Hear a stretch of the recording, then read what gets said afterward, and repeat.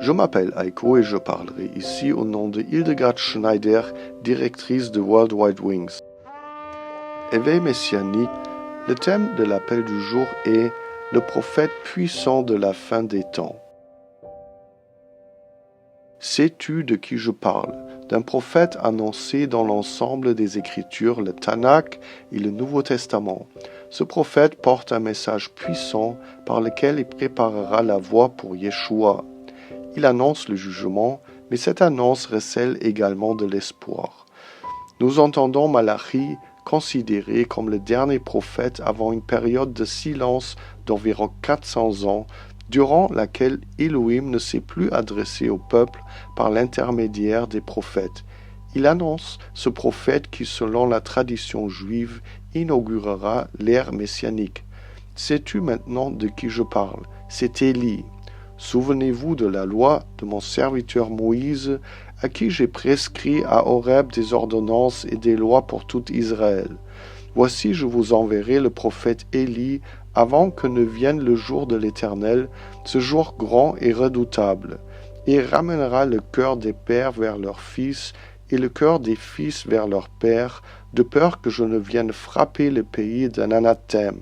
Malachi 3, 22 à 24. Selon Malachi, la raison du retour d'Élie est la conversion des cœurs des pères et de leurs enfants.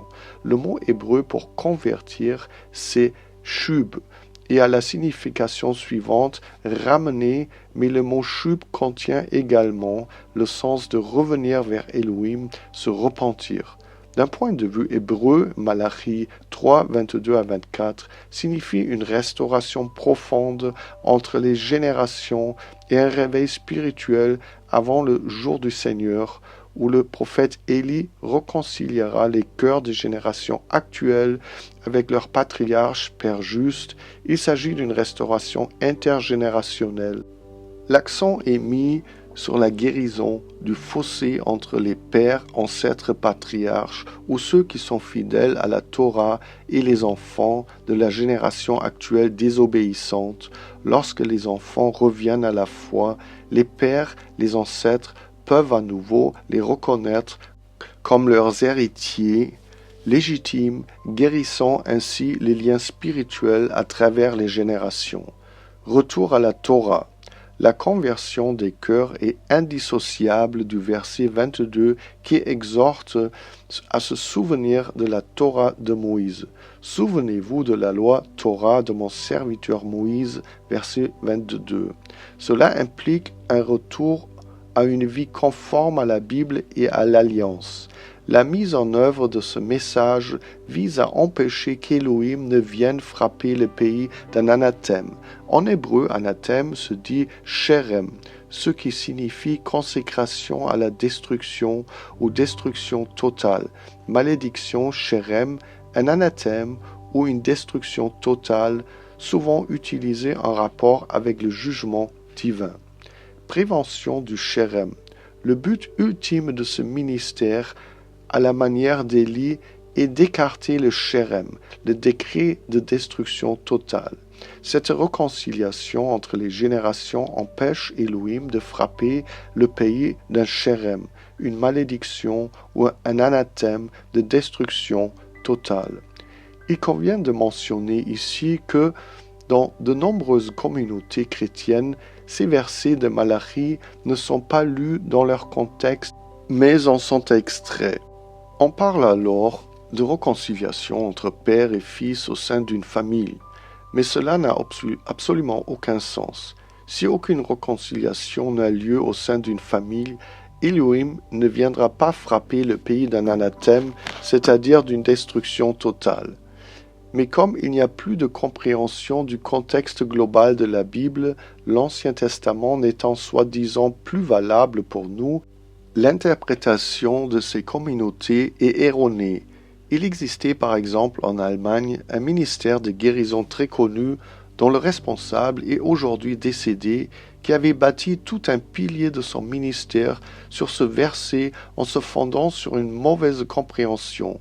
Vous comprenez peut-être mieux maintenant quel ravage s'opère dans les rangs des chrétiens là où l'on enseigne que la Torah n'est plus valable.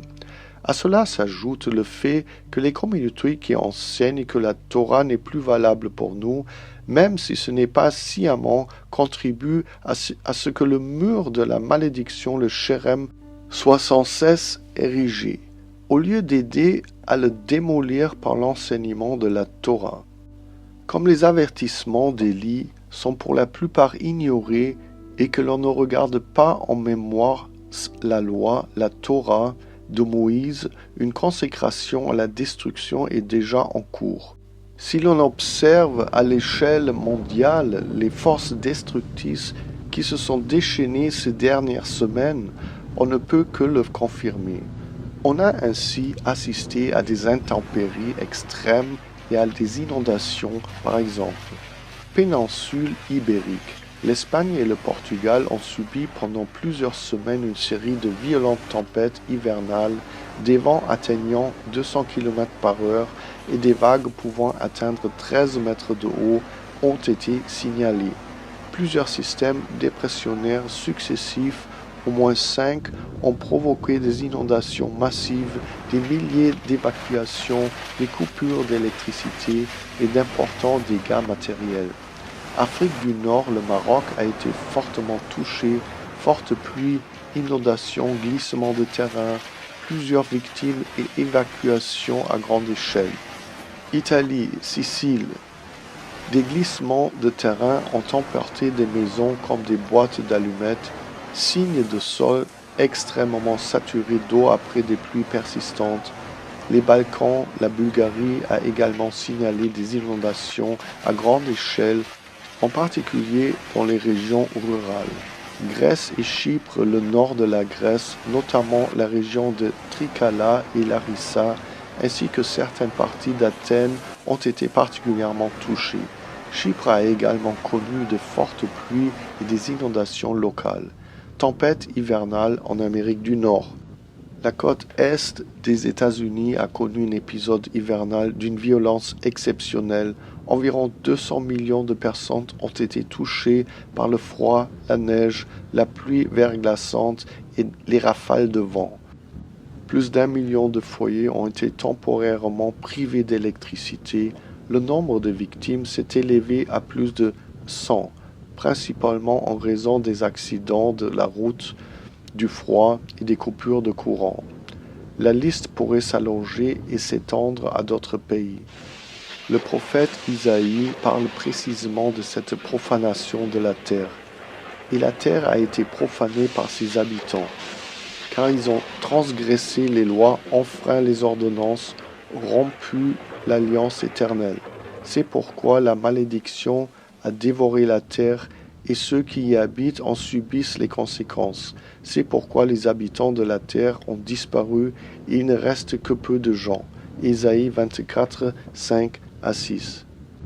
On voit ici clairement le même lien entre la transgression des lois Torah et la malédiction qui conduit à la destruction. Dans de nombreux pays à travers le monde, on a observé des précipitations extrêmes qui en très peu de temps ont provoqué des crues torrentielles emportant voitures, maisons et personnes, ce que Ésaïe décrit se produit.